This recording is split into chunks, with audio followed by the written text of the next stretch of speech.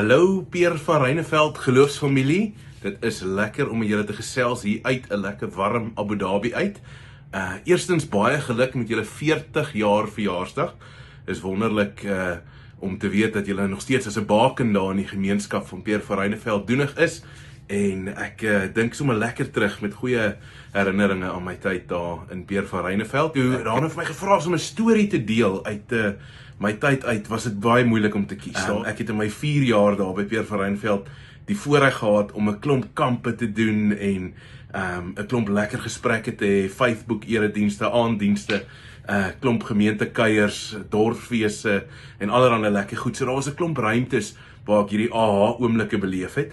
Maar ek dink as ek een van die lekkerste oomblikke waar ek self iets van die Here ervaar het en 'n stuk groei beleef het, is ons het met die jong volwassenes en van die senior jeug het ons 'n deernag gebedsessies gehou.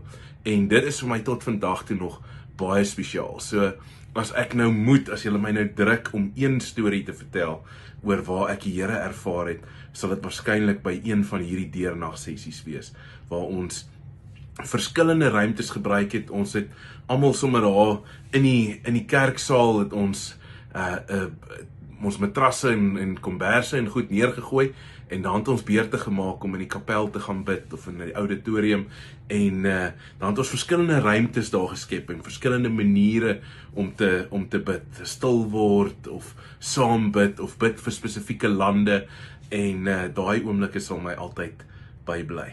Ek hoop julle het 'n wonderlike tyd saam. Baie groete hier uit die woestynland uit.